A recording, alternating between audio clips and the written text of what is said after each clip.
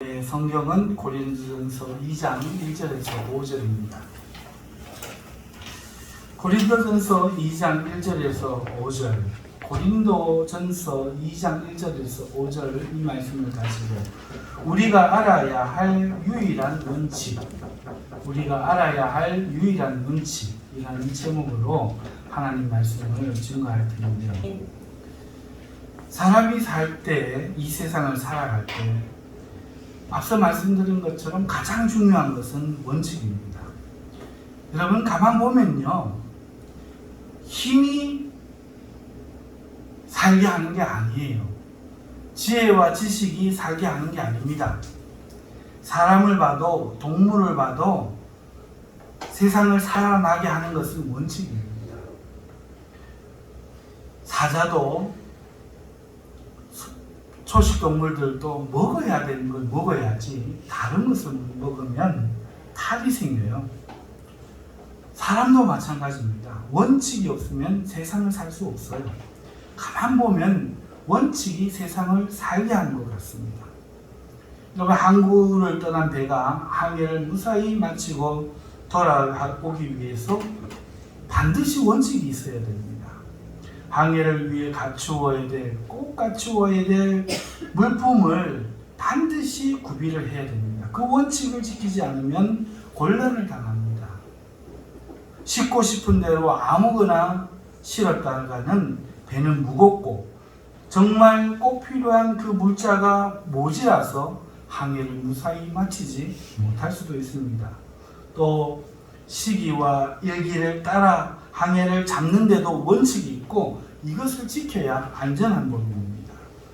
조업을 할 때도 원칙이 있습니다. 만약 원칙 없이 조업을 하다가는 빈손으로 돌아오게 됩니다. 원칙이라는 것은 오랜 경험을 통해서 획득되어진 인류의 지혜인 것이죠. 멀리 나가서 다른 나라를 경유할 때도 그렇게 조업을 하는 운양거선들도 다른 나라에 들어갈 때 국경을 지나는 데는 반드시 원칙을 지켜야 됩니다. 다른 나라에 정박했을 때 선원들이 안전을 위해서 제정한 최소한의 원칙을 지키지 않으면 못 돌아올 수도 있어요. 그렇기 때문에 원칙 없는 항해는 생각할 수가 없습니다. 모든 것이 마찬가지입니다. 학생들이 공부를 잘하기 위해서 어떻게 해야 됩니까? 학생들도 공부하는데 왕도는 없지만 원칙은 있습니다. 첫 번째, 수업을 잘 들어야 됩니다. 빠지지 말아야 됩니다. 그리고 매일 복습을 하는 그 원칙을 지켜나가면 나갈수록 그 성적은 오르게 되겠습니다.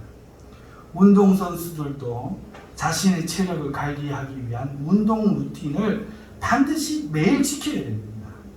팀의 규율을 지키고 팀 정신을 위해 헌신하는 이 기본 마음의 원칙을 지켜야 성공할 수가 있습니다. 운전을 할 때는 어떻습니까? 운전을 할 때도 자기 마음대로 했다가는 원칙 없이 했다가는 사고가 납니다.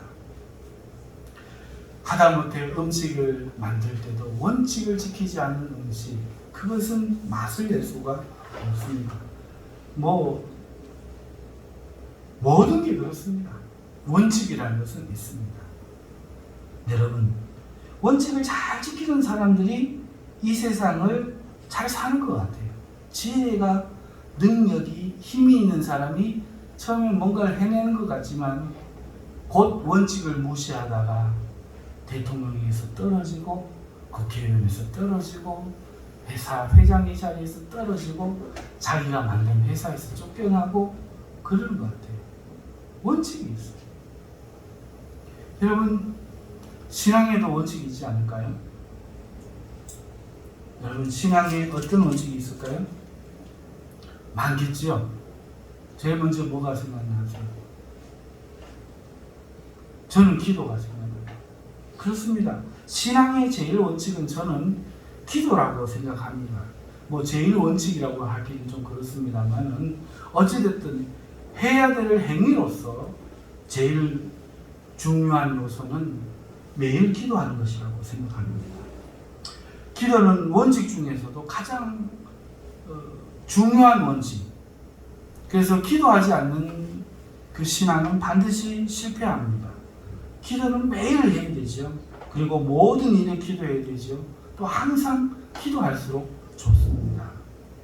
여러분, 기도 말고 또 중요한 원칙이 있다는 건 뭘까? 저는 아마 감사하는 거라고 생각합니다. 하나님께 감사하는 거 말이죠. 좋은 일에도 하나님께 감사하고 나쁜 일도 하나님께 감사할 줄 아는 것. 이게 신앙의 자기 마음을 지키는 원칙이라고 생각합니다. 하나님은 선하신 분이고 그 선하심을 알기 때문에 정말 안 좋은 일이 생겼을 때도 하나님께 먼저 감사를 드리는 것. 이 감사의 원칙을 지킬수록 신앙이 성장하고 하나님이 그를 기쁘시게 받으신다 생각합니다. 이건 확인이 돼요. 정말 확인할 수가 있습니다. 여러분, 우리가 저 자신부터 시작해서 신앙인들을 많이 보게 됩니다. 저도 신앙인이고 내 주위가 다 신앙인이지요. 여러분 보십시오. 이 감사하는 거, 하나님께 아유 이것도 감사합니다. 저것도 감사합니다. 이렇게 감사를 하는 사람보다 감사를 하지 않는 사람들이 삶이 굉장히 힘이 듭니다. 항상 기뻐하라. 쉬지 말고 기도하라. 범사에 감사하라. 이것이 너희를 향한 하나님의 뜻이다. 그러니까 벌써 여기 두 가지 원칙이 있는 거죠. 근데 이걸 지키지 않으니까 하나님께 감사하는 게 나의 일이라고 생각하지 않으니까 이 감사하지 않는 사람들은 많은 것을 가져도 행복하지 못한 모습을 보이는 거예요. 짜증을 내고 화를 내고 그러는 거죠. 그래서 여러분 아침에 일어나서 저녁에 잠들기까지 우리가 해야 할, 기억해야 될 행위로 첫 번째를 꽂는다면 하나님께 감사하는 것 아닐까? 기도하는 것, 감사하는 것. 이걸 뺄 수 있을까? 이 생각이 듭니다. 자, 뭐 항상 기뻐하라. 이건 뭐 행복해하라 뜻이니까 그렇다 치고요. 이거 외에 또 정말 신앙의 중요한 요소, 핵심으로 원칙을 삼으라 하면 또 뭐가 있을까요? 예? 말씀. 네, 말씀 좋습니다. 저도 중요하게 생각합니다. 그렇지만 저는 말씀은 좀 후순위로 좀 밀어요. 예배도 좋죠. 예배도 좋죠. 하나님께 예배 드려야 되죠. 다 중요합니다. 우위를 할 수 없을 정도로 중요합니다만은 전도가 아닌가 생각을 합니다. 왜냐하면 예수님의 지상명령이잖아요. 천국에 올라가시면서 교회에게 주신, 모든 제자에게 주신 지상명령이니까 그 안에 뭐 기도도 들고 성경 보는 것도 있겠고 다 있겠지만, 예배드리는 게 있겠지만, 복음을 전해서 영혼을 구원하는 것, 그게 바로 우리 삶에 꼭 해야 될, 이건 해야 된다 하는 원칙으로 꼽을 수 있다고 저는 생각합니다. 여러분, 그런데 이것도 참 사람을 다르게 만드는 것 같아요. 여러분, 전도하는 사람과 하지 않는 사람이 차이가 상당히 큽니다. 전도하는 사람을 보고 계십니까? 전도하는 사람을 아십니까? 한번 보십시오. 그 전도하는 사람은 그 마음에 기쁨이 늘 넘쳐요.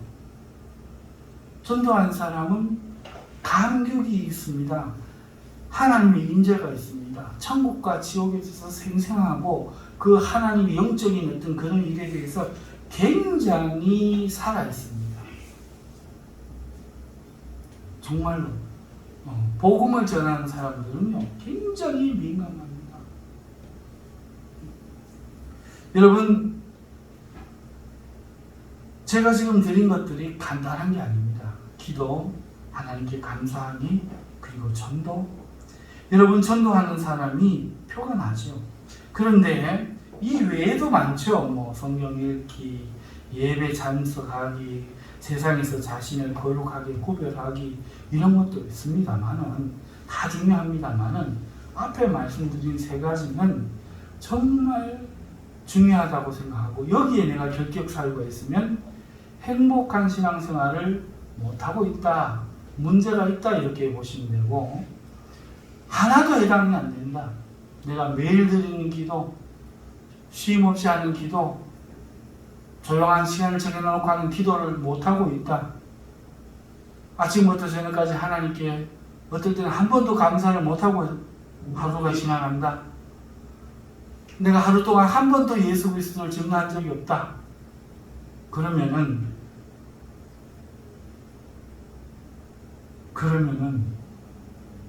저는 그분이 굉장히 힘든 상태다 이렇게 진단할 수 있을 것 같습니다. 자신의 신앙 겨우 유지하는 상태, 정말 자기 자신의 신앙을 겨우 유지하거나 숨이 헐떡 끊어질 사람처럼 그렇게 힘들어하는 상태가 아닐까 그렇게 진단을 합니다.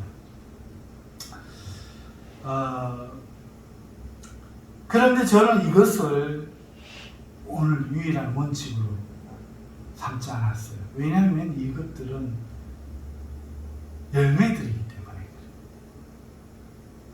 무엇의 열매들입니다. 그래서 저는 오늘 이 사도 바울의 글을 통해서 신앙의 으뜸이 되는 마음가짐의 기본 원칙, 마음의 태도의 기본의 원칙, 이걸 말씀드리려고 합니다. 오늘 그리스도인으로서 저와 여러분들이 이 세상을 살아가면서 신앙에 성공하기 위해서 성공을 이끌어줄 그 원칙, 붙잡아야 될 원칙이 뭐냐, 그것을 말씀드리려고 하는데요. 자, 바울이 고린도 교회에 편지한 이 내용을 오늘 우리가 들었는데 여기에 있습니다. 여러분, 바울은 복음을 전하러 고린도 지역으로 갔습니다. 복음을 전하면서 바울은 하나님의 복음을 아무렇게나 하고 싶은 대로 전한 것이 아닙니다. 원칙 없이 전하는 것이 아니라 원칙을 가지고 전했습니다. 그러면 어떤 원칙을 가지고 전했는지 본문 말씀을 통해서 보십시다. 내가 너희에게 말하다 하나님의 증거를 전할 때에, 이 고린도 교회죠. 복음을, 하나님의 증거는 예수 그리스도죠. 그러니까 복음입니다. 예수 그리스도를 전할 때에, 너희에게 전할 때에 지혜의 아름다운 것으로 아니하였다. 말과 지혜의 아름다운 것으로 아니하였다. 이렇게 말하고 있습니다. 여러분, 복음을 전하는 것, 이거는요 굉장히 어려운 일입니다. 전도, 아까 세 가지 중에 하나였죠. 전도 이게 굉장히 어려운 겁니다. 내가 전하려고 해도 여러분, 듣는 자가 듣지 않으면 소용이 없어요. 안 들으려고 하면 할 수가 없는 겁니다. 그러니까 듣게 하는 게 중요한 거죠. 바울도 이 문제에 부딪혔을 거예요. 이방인인 바울을 고린도 사람들이 관심을 가질 리가 없었을 거예요.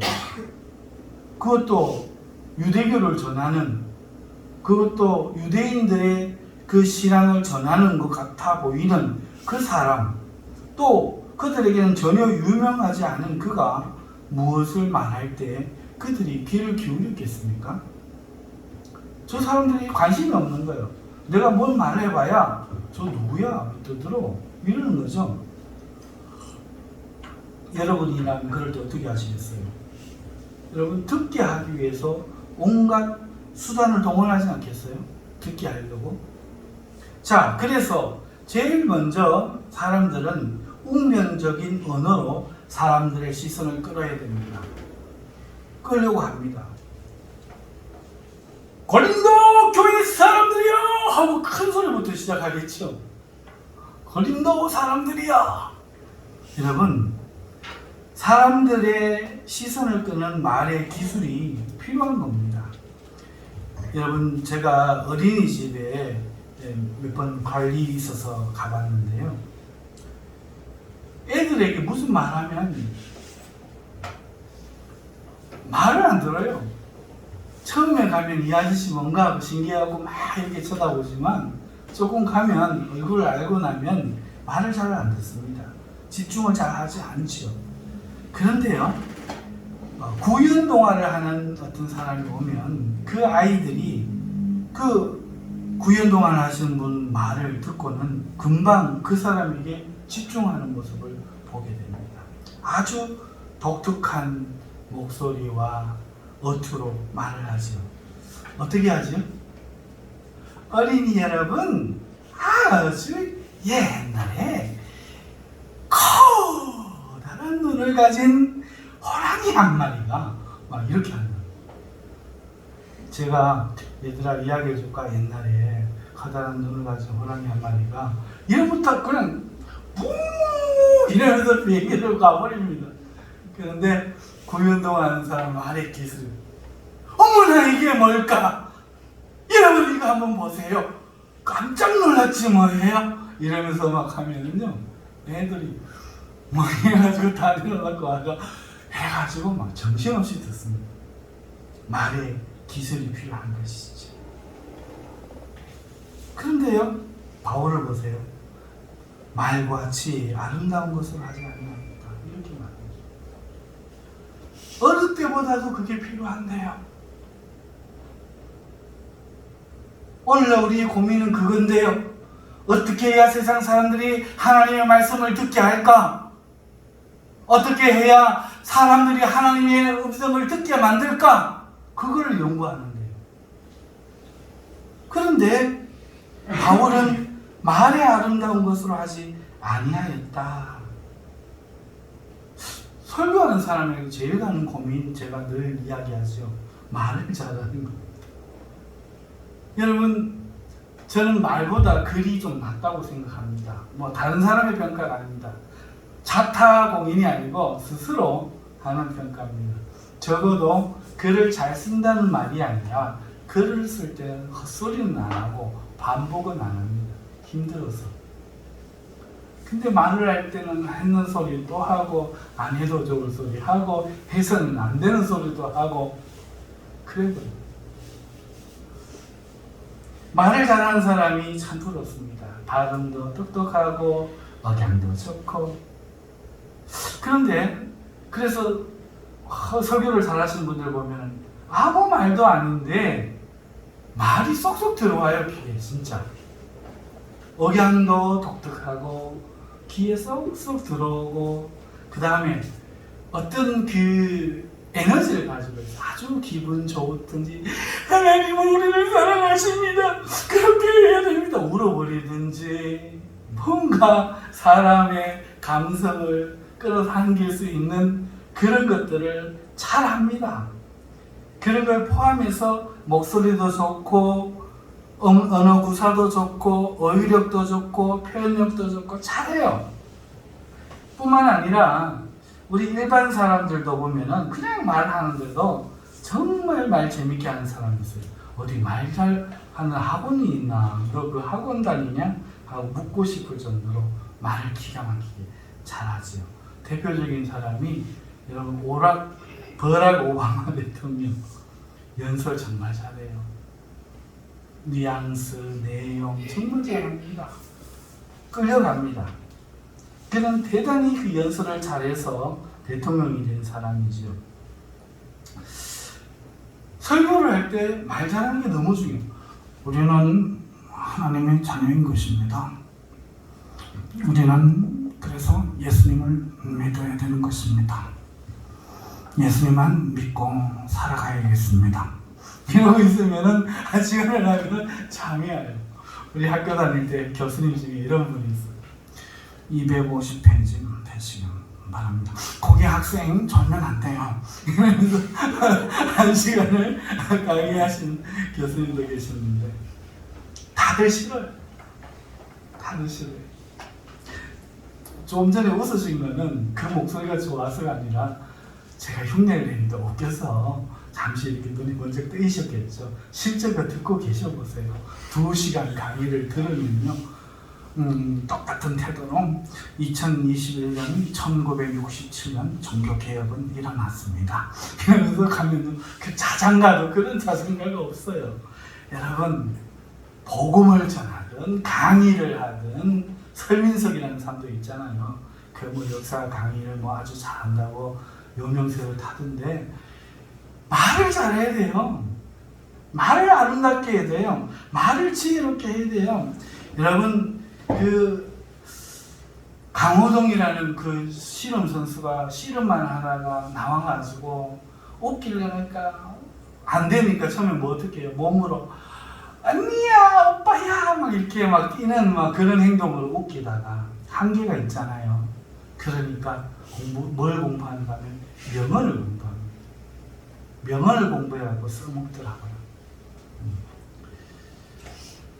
여러분, 그런 감동스러운 말들을 설교에 안 쓰면 설교에 감동받겠습니까?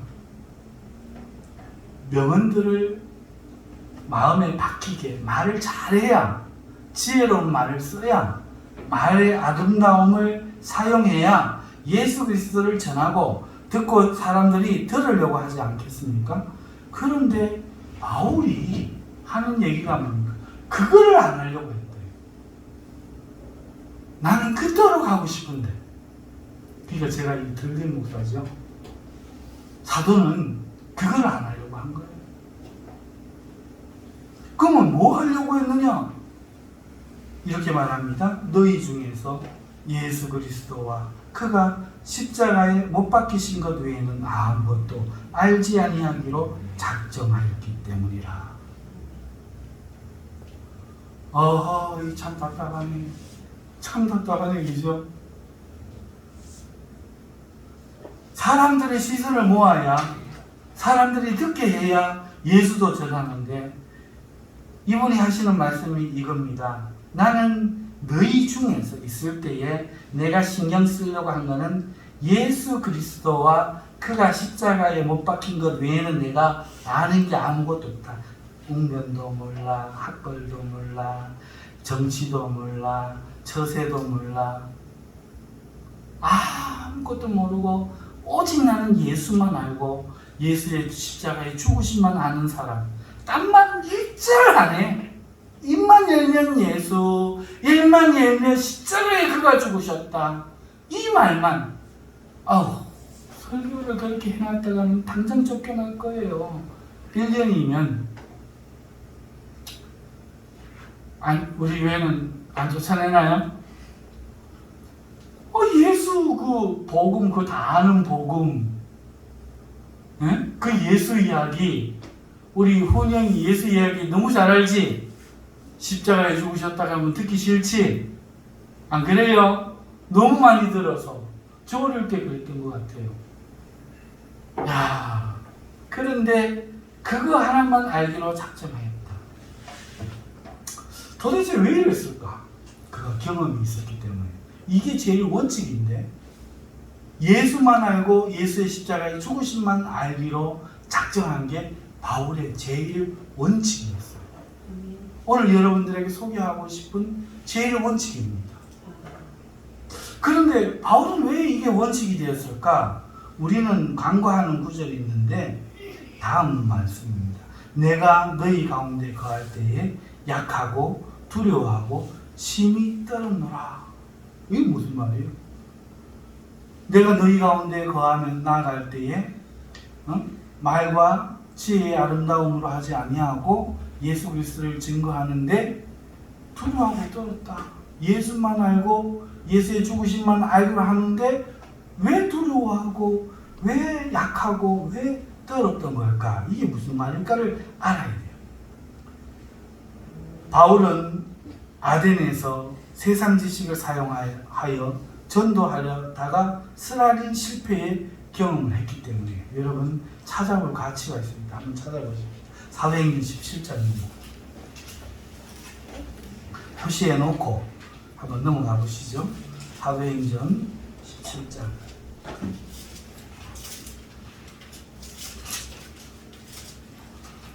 사도행전 17장 17절.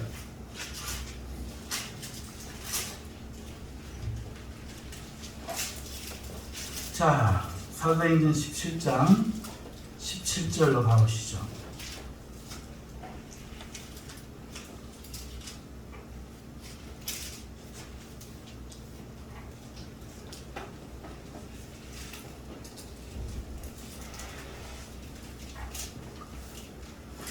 자, 찾으셨습니까? 16절부터 제가 한번 읽어보겠습니다. 바울이 아덴에서, 여기 고린도 아닙니다. 아덴입니다. 바울이 아덴에서 그들을 기다리다가 그 성에 우상이 가득한 것을 보고 마음이 격분하여 회당에서는 유대인과 경건한 사람들과 또 장터에서는 날마다 만나는 사람들과 어떻게 했다? 변론하니 너희가 하는 것이 아는 것이 맞니 틀리니 이게 변론 아닙니까? 변론했어요. 어떤 에피쿠로스와 스토아 철학자들도 바울과 증언했어요.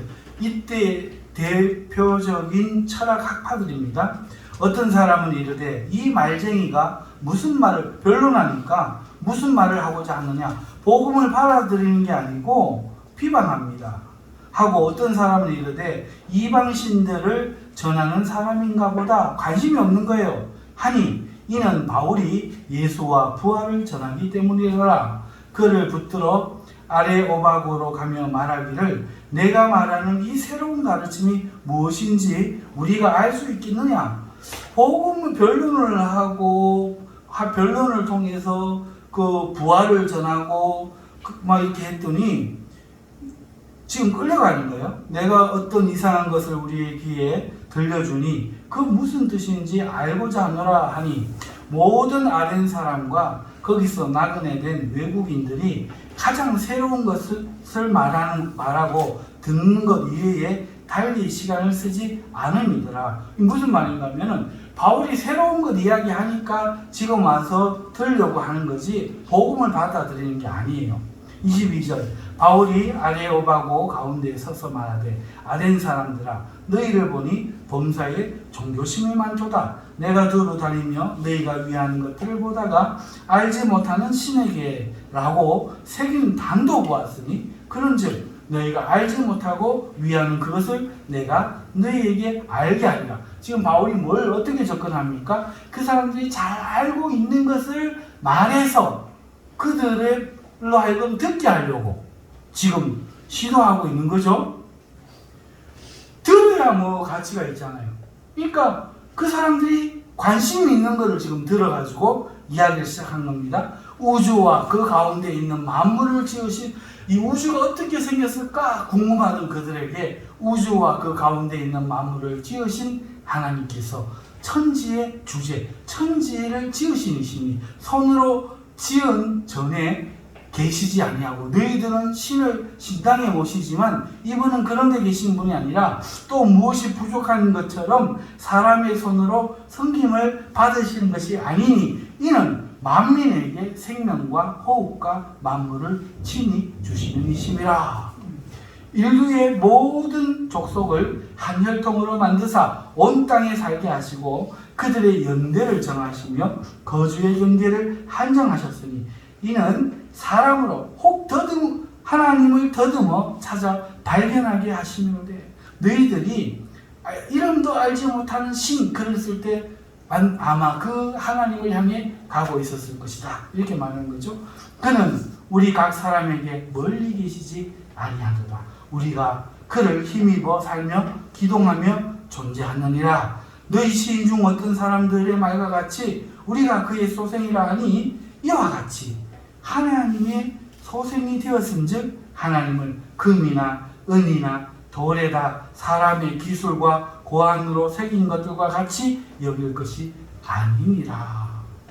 알지 못하던 시대에는 하나님이 간과하셨거니와 이제는 어디든지 사람에게 다 명하사 회개하라 하셨으니 이는 정하신 사람으로 하여금 천하를 공의로 심판하는 날을 작정하시고 이에 그를 죽은 자 가운데서 다시 살리신 것으로 모든 사람에게 믿을 만한 증거를 주셨음이니라. 자, 논리적으로 접근하고 관심 있는 걸 접근해야 하고 우주의 기원이 어떤지 인류가 어떻게 창조되었는지 어떻게 있게 되었는지 철학을 통해서 가야 될 목적지가 어딘지 그리고 그 하나님의 증거가 유대에 나타났다. 이제는 믿을 만한 증거를 주셨다. 이렇게 그들이 아는 철학의 방식과 그것을 통해서 접근을 한 겁니다. 그랬더니 32절 그들이 죽은 자의 부활을 듣고 어떤 사람은 조롱하고, 아이고, 조롱하고. 어떤 사람은 이 일에 대하여 내 이해 못하겠으니까 네 말을 다시 듣겠다 하니 이에 바울이 그들에게서 떠나면, 이게 무슨 말이죠? 반응이 영 복음이 전해진 게 아니라 진짜 변론만 되었고 난잡하게 되었고 조롱거리가 되었고. 여러분 믿는 사람도 있긴 있어요. 몇 사람이 그를 가까이하여 믿으니 그 중에는 아레오바고 관리 디오누시오와 다말이라 하는 여자와 또 다른 사람, 몇 사람만 믿습니다. 바울이 가서 복음을 전할 때 항상 어떤 일이 벌어졌습니까? 하나님의 성령의 능력이 나타나서 어떻게 됐습니까? 뒤집어 버렸잖아요. 안진뱅이를 일으키고 눈먼 자를 눈뜨게 하고 사람들이 회개하고 그런 역사가 일어났잖아요. 그런데 이 아덴에서는 이렇게 실패를 해버린 거예요.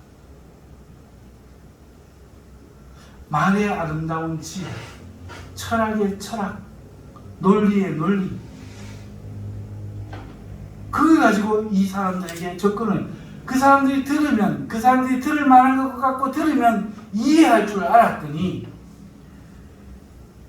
효과가 확 떨어져 버리고 오히려 조롱거리가 되고 몇 사람 구원받지 못하는 거예요.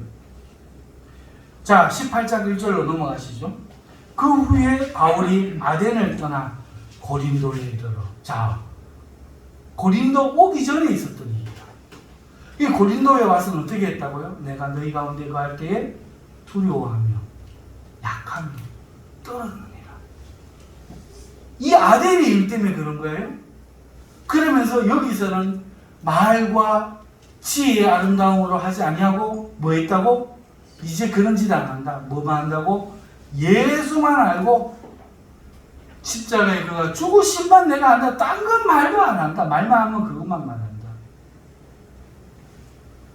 그 후에 바울이 아덴을 떠나 고린도에 이르러 아굴라라 하는 본도에서 난 유대인 한 사람을 만나니 글라우디오가 모든 유대인을 명하여 로마에서 떠나라 한 거로 그가 그 안에 브리스길라와 함께 이달리아로부터 새로 온지라. 바울이 그들에게 가매 생업이 같으므로 함께 살며 일을 하니 그 생업은 천막을 만드는 것이라. 안식일마다 바울이 회당에서 강론하고 유다인과 헬라인을 권면하더라. 이 권면이 뭐냐? 실라와 디모데가 마게도냐로부터 내려오매 바울이 하나님의 말씀에 붙잡혀 유대인들에게 예수는 그리스도라 밝히지. 딴소리 안 하고 예수는 그리스도라 이거를 증언하니 그들이 대적하여 비방하거늘 바울이 옷을 털며 이르되 너희 피가 너희 머리로 돌아갈 것이요 나는 깨끗함이라. 이후에는 이방인에게 가리라 하고 거기서 옮겨 하나님을 경외하는 디도 유스도라 하는 사람 집에 들어가니 그 집은 회당 옆이라. 또 회당장 그리스도가 온 집안과 더불어 주를 믿으며 예수는 그리스도를 하니까 수많은 고린도 사람도 듣고 믿어 세례를 받더라. 예수가 그리스도다 그냥 이걸 이야기했더니 이런 역사가 일어난 거예요. 밤에 주께서 환상 가운데 바울에게 말씀하시되 두려워하지 말며 침묵하지 말며. 그 아덴에서는 하나님이 조용하신 거예요. 근데 예수는 주시라 하니까 그리스도다 하니까 성령이 바울에게 권면을 용기를 주고 두려워하지 말며 침묵하지 말고 말하라. 내가 너와 함께 있으며 어떤 사람도 너를 대적하여 해롭게 할 자가 없을 것이니 이는 이 성중에 내 백성이 많음이라 하시더라. 1년 6개월을 머물며 그들 가운데서 하나님 말씀을 하시. 아덴에서는 하루 이틀 며칠 이야기하고 떠나야만 했더니 바울이 철학으로 말의 지혜로 웅변으로 언변으로 접근했던 바울이 실패했는데 이 고린도에 와갖고 어떻게 합니까? 예수는 그리스도다 외쳤더니 사람들이 믿기 시작했다. 여러분 사도도 실패하잖아요. 어떻게 했더니 실패. 어떻게 했더니 성공. 그리고 원칙이 뭐냐? 예수 그리스도만 알기로 작정한 거죠. 여러분 절에 다니는 사람 전도할 때 거기 믿으시는 분들도 부처님도 능력이 있고 구원할 길이 있지만 우리는 예수님을 믿어요. 예수님도 한번 믿어보시기 바래요. 이렇게 전도하는 사람, 조영기 목사님이 동국대학교 가고 그런 소리 하다가 여러분의 구원이 있고 우리는 우리의 구원이 있는 것입니다. 이렇게 이야기하다가 교인들에게 창피를 당했죠.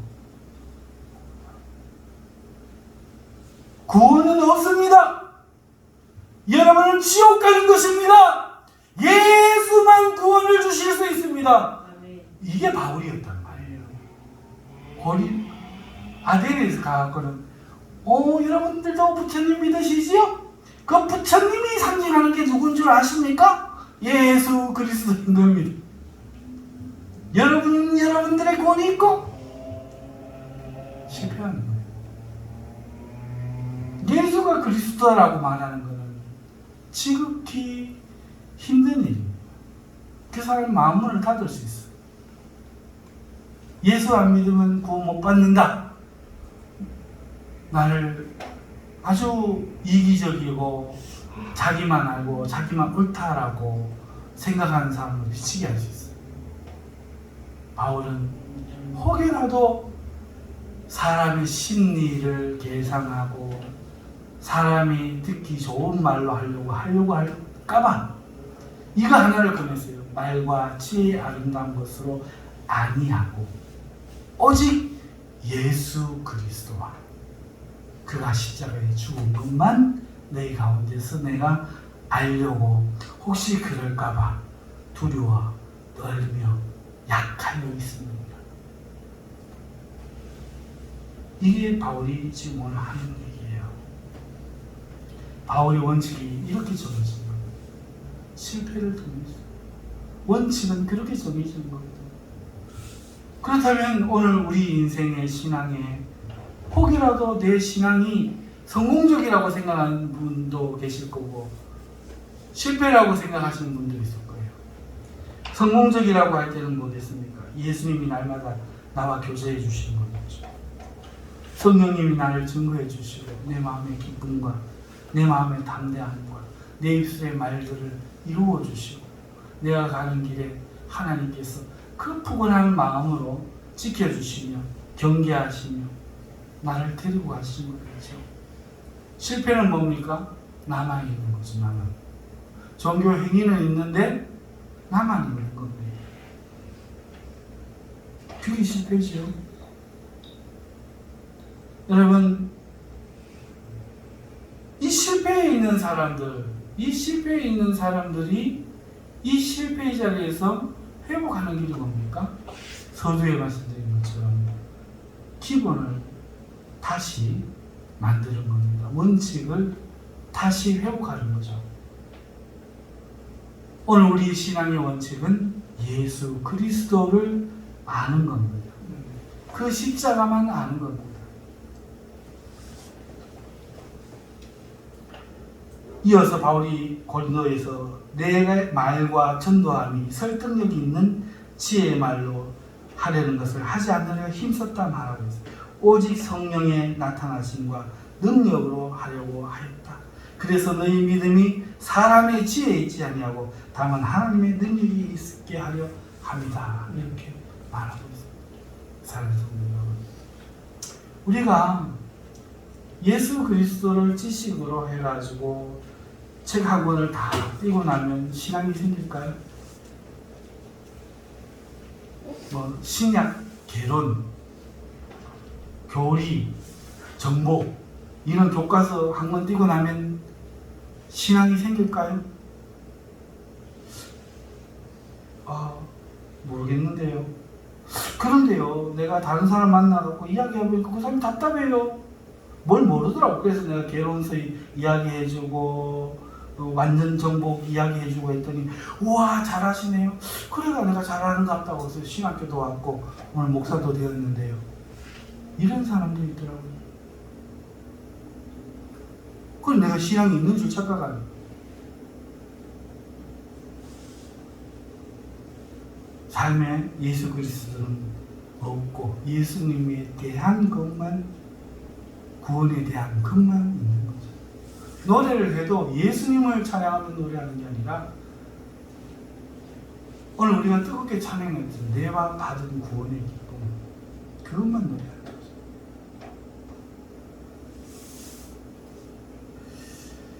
사랑하는 성도 여러분, 사람들이 관심이 있을 것만 같은 그런 것들을 접근해서 전도하면 전도가 될 것 같지만 전도가 되지 않았습니다. 바울은 그래서 자기 마음에 기술, 지혜 이런 거 다 없애버리고 오직 예수만, 말이 어둔할지라도 오직 예수만 전하기로 했습니다. 오늘 우리의 신앙이 실패의 자리에 있다면 오늘 우리는 이것을 기억해야 됩니다. 내가 예수를 생각하는가? 그래서 예수와 함께 그가 못 박혔던 십자가에까지 내가 가는가? 왜냐하면 그 예수님이 나를 위해 죽은 거기 때문에. 그 죽음이 나의 죽음이죠. 그가 그 피를 흘리고 살이 찢어지고 뼈가 부러질 것 같은 그 고통과 갈증과 탈진과 그 고통 속에서 죽어가는 그 처절한 고통이, 그 조롱들이, 하나님의 외면이 바로 내가 거기에 있어야 될, 받아야 될 그 고통인데, 그 고통이 나에게 매치가 될 때, 나와 하나가 될 때, 그 십자가에서 비로소 예수의 생명이 우리 안에 들어오는 거예요. 그 예수님이 내게 사랑으로 확 다가올 때, 그런 분이라는 소개라는 지식으로 있는 게 아니라 그 십자가에서 내가 그분을 만날 때, 그때 우리는 그 사랑으로 태어나는 거죠.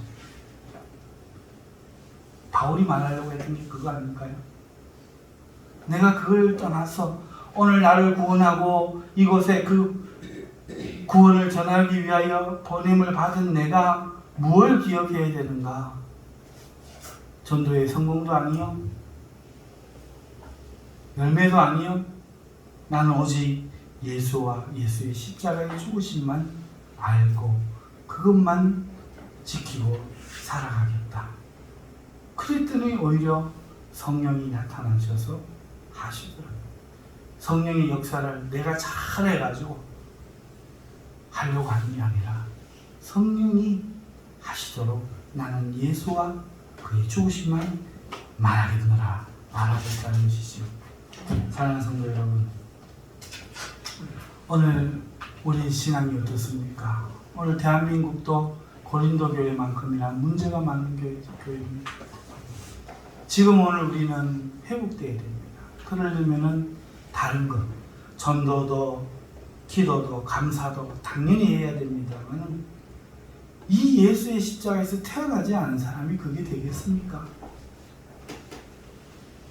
그러므로 오늘 우리는 예수를 깊이 묵상합니다.